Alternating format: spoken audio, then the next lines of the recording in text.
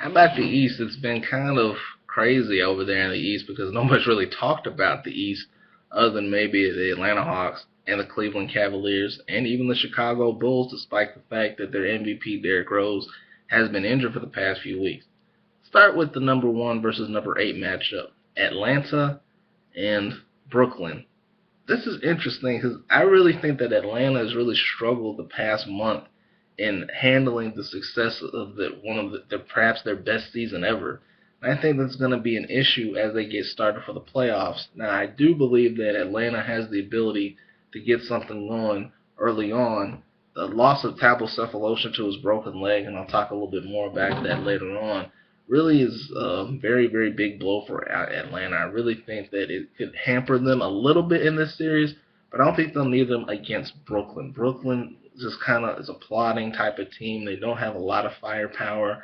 It's a very young team, and I don't think they can handle Atlanta. So I'm going to pick Atlanta to win in 6 games, but I think it's going to be tougher than people might think it's going to be.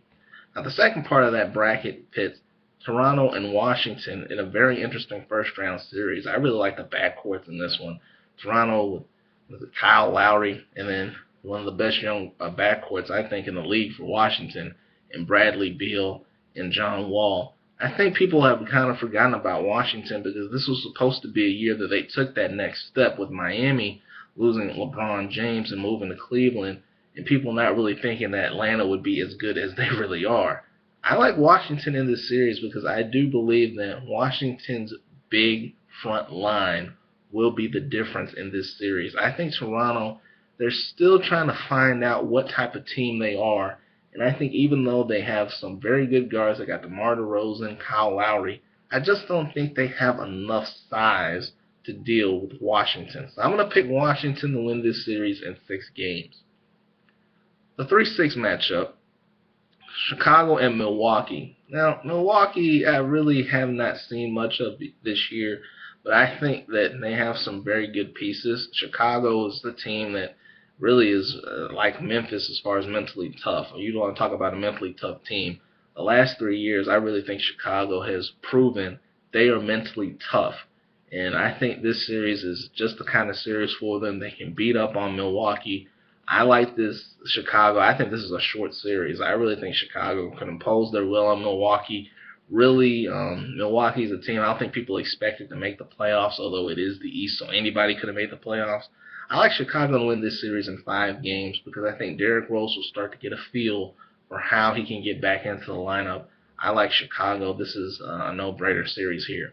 The 2-7 matchup pits Cleveland and Boston. How many times over the last few years have we seen these two teams meet in the playoffs? But look how different they are now. LeBron James is back in Cleveland, but it doesn't feel the same as it was when he was first there, when on the other side he was going up against Paul Pierce, Ray Allen, and Kevin Garnett. Now he's going up against guys like you got, I don't even know half of the players on the Celtics roster anymore. That's how bad they are. You got Evan Turner, I think, is on there.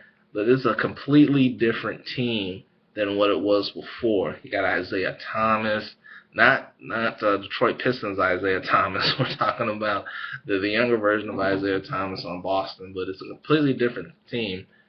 Cleveland, I just think that they just have too much scoring. LeBron James, Kyrie Irving, I think is an absolute superstar. In fact, I think Kyrie Irving is the best, has played the best of the big 3 on the team this year. Kevin Love is a guy that's going to step out, hit big threes. I don't expect this series to be long either. I like Boston to get 1 game because I do think that they can rise up to the occasion in Boston and win a game. But five games is going to be enough for Cleveland. So that breaks up a second round of Atlanta and Washington, a division matchup. Now the other side, another division matchup, we got Chicago and Cleveland. So we'll start with Atlanta and Washington. Washington has actually had some success against Atlanta this year, and particularly Atlanta with the history that they have had of not making it past the second round. This Hawks team has never made it past the second round of the playoffs, and I think that's just a stigma that's going to be on them until they finally break through. I think this is the year that they do that. Now, the difference in this series, I think, for Atlanta is their ability to shoot the 3. Kyle Korver is one of the best 3-point shooters in the league. Probably will be one of the best 3-point shooters in the NBA history. I think that his shooting is going to be the key in this series. I think Atlanta has that San Antonio Spurs mentality. Mike Budenholzer is their head coach. He was the Spurs assistant for 17 years.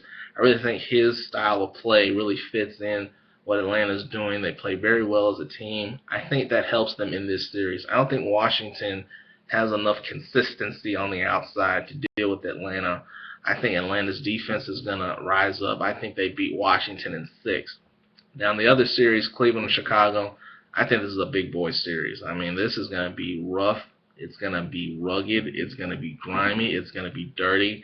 It's going to go 7 games. And Cleveland is going to pull it out in Game 7 because they have Kyrie Irving, who I think is the clutch player now in Cleveland. I think this guy is going to become a superstar. We've seen him have flashes of that, but this is really, I think, the time in the series. I think he has a huge Game 7. I think they get past Chicago, but they'll be beat up when they take on the Hawks in the Eastern Conference Finals. Now, when you look at this conference final, as much as I'd like to pick Atlanta, I got to go with Cleveland here because I really think Cleveland is playing the best basketball in the East right now. LeBron James has gotten himself together. Kevin Love has finally found his role on the team. And again, I'm going to go to Kyrie. Kyrie Irving has been the man all year long. He's going to continue to do that.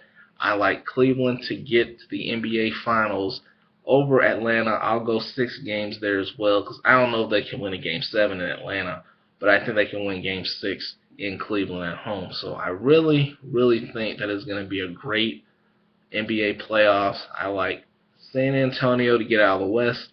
I like Cleveland to get out of the East. If I had to pick right now, I'm going to go with the Spurs to repeat because I just think that now the Spurs have a little bit of an extra chip on their shoulder because a lot of teams are going to not pick them to win the title. So I like San Antonio and Cleveland to get there. I like the Spurs to win the championship. So when I go against the Spurs, they always surprise us. So I'm going to go with the Spurs this time. I think the championship pedigree and the lack of attention on them is going to get them over the hump. I like the Spurs to beat the Cavaliers in the NBA Finals.